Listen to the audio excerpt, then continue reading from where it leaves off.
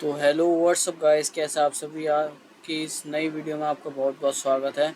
तो आज हम देखने वाले हैं लॉन्गेस्ट पैलिंड्रोमिक सब स्ट्रिंग। मतलब हमारे पास एक स्ट्रिंग दे रखी होगी BABAD। इसमें से जो लॉन्गेस्ट पैलिंड्रोम स्ट्रिंग होगी या सब स्ट्रिंग होगी वो हमें निकालनी है। तो आउटपुट में BAB आना चाहिए और यहाँ पे ABAB एक्सेप्ट हो चुका है, हो सकता है। देखो किसी भी स्ट्रिंग के अंदर या फिर हम इसी को ले लेते हैं BABAD। हमें चेक करने के लिए कैसे करना पड़ता है। अगर आप सबसे पहले जो आप आम करेंगे बूट फोर्स करके देखेंगे तो यहाँ पे देखिए आपको कितना करना पड़ेगा। पहले बी को लेना पड़ेगा, सिंगल होता है, ये भी एक पैलिंड्रोम नंबर होता है। फिर आपको करना पड़ेगा BA, ठीक है, ये एक पैलिंड्रोम नंबर नहीं है, ठीक है। फिर आपको करना पड़ेगा BAB, तो एक पैलिंड्रोम नंबर है, ठीक है। ये दोनों पैलिंड्रोम नंबर है, ठीक है। तो उसके बाद आपको BAB मतलब इसको करना पड़ेगा बाबा जो करके आ रहा है। फिर आपको ये भी पैलिंड्रोम नंबर नहीं है और ये भी नहीं है, तो इसमें जो लॉन्गेस्ट होगा BAB होगा और AB होगा, दोनों आउटपुट इसके सही होंगे।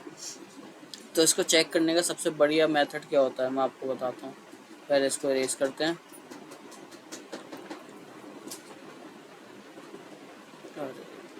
कंट्रोल सेट, ठीक है। हम ले लेते हैं BABAD। अगर हम बूट फोर्स करेंगे तो मैंने बताया था आपको हर किसी का मतलब करना पड़ेगा। तो उसमें जो आपकी टाइम कॉम्प्लेक्सिटी आ जाएगी वो आएगी आपकी एन क्यूब की आएगी। क्योंकि जब आप पहले तो चेक करेंगे पूरे यहाँ से लेके बी से लेके डी तक, फिर उसके बाद आपको चेक करना पड़ेगा कि वो पैलिंड्रोम नंबर है या नहीं। फिर उसके बाद भी आप बी के लिए चेक कर रहे हैं, पहले BA बनेगा, फिर बी BAB बनेगा, फिर BABA बनेगा। उसके बाद फिर आप चेक करेंगे ए से B बनेगा, फिर ए से AB बनेगा। फिर उसके बाद ये जब दो लूप चल जाएंगे आपके, उसके बाद आपको एक लूप और चलाना पड़ेगा जिससे आपको चेक करना पड़ेगा ये पैलिंड्रोम नंबर है या नहीं। लेकिन उसको आसान करने के लिए हम करते हैं यहाँ पे एक नेस्टेड लूप चलाएंगे, दो नेस्टेड लूप चलाएंगे, जिससे हमारा काम इजी हो जाएगा। टाइम कॉम्प्लेक्सिटी हमारी शॉर्ट हो जाएगी जो कि हमारी एन क्यूब होगी, ठीक है। इसे करने के लिए हमें लेफ़्ट, राइट और मिडल देना पड़ेगा, मतलब आई जो हमारी इंडेक्स वैल्यू होती है। जब भी हम चेक करेंगे यहाँ पे देख सकते हो आप, यहाँ पे और यहाँ पे, ठीक है। तो अगर ये दोनों वैल्यू सेम है, मान लीजिए यहाँ पर ए होता, ठीक है, और यहाँ पर भी ए है, तो हमारी पैलिंड्रोम नंबर है।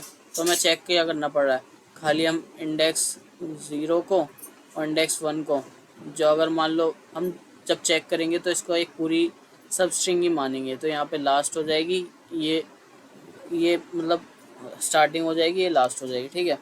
तो हम इसको R रख सकते हैं और इसको L रख सकते हैं, ठीक है। तो जो हमारा ये दोनों इंडेक्स वैल्यू अगर सेम है तो एक पैलिंड्रोम नंबर है। तो उसके बाद हमें क्या करना है, यहाँ पे आ जाना है, फिर इन दोनों चेक करना है, ये भी एक पैलिंड्रोम है। ऐसे कर करके हम मिडल वाले को चेक करेंगे, फिर उसके बाद हम उसको एक्सपेंड करते जाएंगे, ठीक है। जितना हम एक्सपेंड करेंगे तो वो क्या होगा, यहाँ पे -1 हो जाएगा और यहाँ पे +1 हो जाएगा, ठीक है। और इंडेक्स वैल्यू तो अपने हिसाब से चलती रहेगी, ठीक है। ये चीज़ है। तो ऐसे करके हम इसकी टाइम कॉम्प्लेक्सिटी को थोड़ा कम कर सकते हैं, ताकि हमें बार बार चेक ना करना पड़े।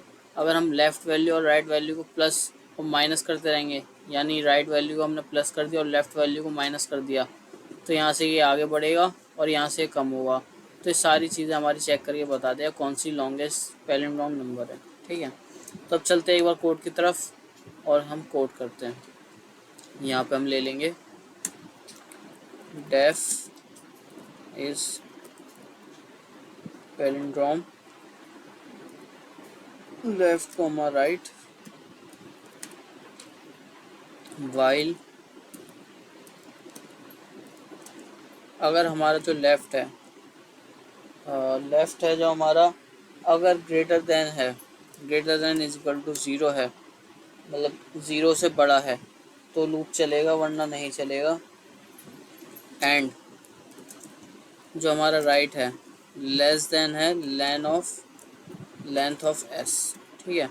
राइट हमारा लेंथ से, मतलब लेंथ कम, अगर हमारा राइट से लेंथ कम है तो तब चलेगा, अगर वो लेंथ ज़ीरो हो गई और राइट बड़ा हो गया तो वहीं पे बंद हो जाएगा। उसके बाद हम चेक कर रहे हैं पैलिंड्रोम है या नहीं। सो एस जो हमारी स्ट्रिंग है, एल अगर double is equal to S comma right तो पैलिंड्रोम नंबर है, वरना नहीं है, ठीक है। ये चीज़ चेक करना बहुत ज़रूरी है, वरना हमें ये नहीं पता चलेगा कि पैलिंड्रोम नंबर है या नहीं। अगर वो चेक करता है तो फिर वो नेक्स्ट वैल्यू पे चला जाता है। हमें क्या करना है, L minus is equal to one करेंगे तो हमारी जो वैल्यू है एल की माइनस हो जाएगी, माइनस वन हो जाएगी, और right plus is equal to one कर देंगे ताकि राइट की वैल्यू बढ़ जाए हमारी, ठीक है। उसके बाद हम रिटर्न कर देंगे रिटर्न कर देंगे एस स्ट्रिंग की वैल्यू रिटर्न कर देंगे एल प्लस वन आर, मतलब जितने भी लास्ट तक होगी हमारी आर की वैल्यू वो वहाँ तक हमें शो कर देगा कौन सा हमारी पैलिंड्रोम वैल्यू है। ओके, फिर आ जाता हम नीचे, यहाँ पे डेफ वाला फंक्शन है। इंडेंटेशन का ध्यान रखना है क्योंकि पाइथन में ये चीज़ सबसे ज़्यादा इंपॉर्टेंट होती है। उसके बाद हमें क्या करना है, for I in range of length of S, ठीक है। जितनी हमारी लेंथ ऑफ स्ट्रिंग है वहाँ तक हमारा आई चलेगा। इस पर हम चेक करेंगे ऑड और इवन का। ऑड इस पैलिंड्रोम वैल्यू असाइन करेंगे पहले यहाँ पे आई कॉमा आई, ठीक है, ऑड के लिए। फिर हम करेंगे इवन के लिए इस पैलिंड्रोम आई कॉमा आई प्लस वन, क्योंकि आगे वाले को देख पाए, ठीक है। इसके बाद हम चेक करेंगे यहाँ पे हमें लॉन्गेस्ट स्ट्रिंग भी देनी पड़ेगी कि हमें चेक करना है कि कौन सी हमारी लॉन्गेस्ट स्ट्रिंग है। लॉन्गेस्ट स्ट्रिंग, ठीक है। तो यहाँ पे अब हम चेक करते हैं इफ़ लेंथ ऑफ ऑड, अगर जो हमारी ऑड की अगर लेंथ बढ़ चुकी है ग्रेटर देन है लेंथ ऑफ लॉन्गेस्ट के, तो क्या करें, हमारी जो ऑड की वैल्यू है लॉन्गेस्ट में आ जाए। लॉन्गेस्ट ऑड, और इफ लेंथ ऑफ इवन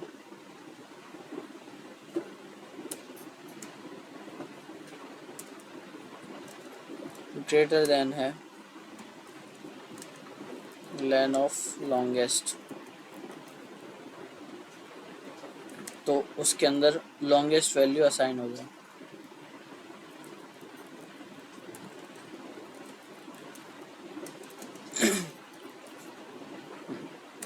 अभी तक तो सब सही चल रहा है, और इसके बाद हम रिटर्न कर देंगे